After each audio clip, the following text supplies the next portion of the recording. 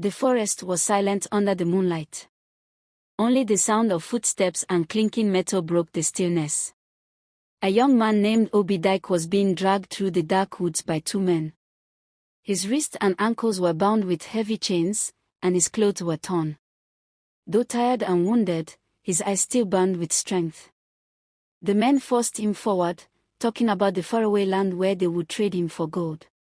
But fate had other plans. As they moved through the uneven path, one of the men tripped on a root and fell. In that moment of confusion, Obi-Dyke acted. He pushed the other man with all his might, grabbed a nearby stone, and struck the lock on his chain. The iron cracked, freeing one of his hands. Without waiting, he ran into the deep forest, his heart pounding like a drum. The men shouted and ran after him, but the forest swallowed him up.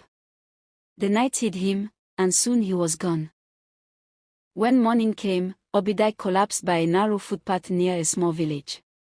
His body was weak and covered in dust. A farmer named Maduka found him while returning from his farm.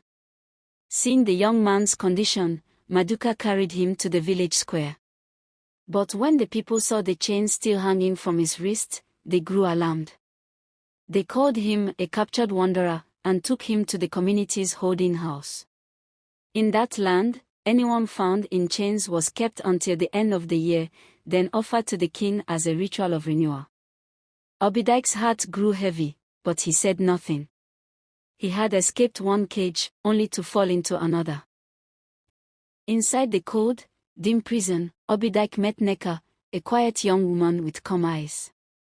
She, too, was a prisoner, though no one knew her story. Days turned into weeks as they shared food, silence, and whispered dreams through the night. Slowly, they became close. Their friendship turned into something deeper, a gentle affection born from shared pain.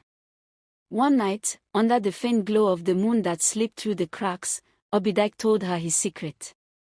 He revealed that he was once a prince of Oguta Kingdom, not a servant or wanderer as everyone believed. He had been betrayed by his promised bride, Adana, who lured him into the forest and handed him over to those who chained him. His voice trembled with anger and sadness. Nneka listened quietly, her eyes soft with understanding.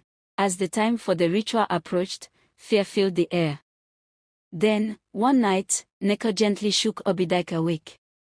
"Obi-Dyke," she whispered, "we must leave now." She led him to a small opening behind the cell, a hidden tunnel that no guard knew existed. They crawled through the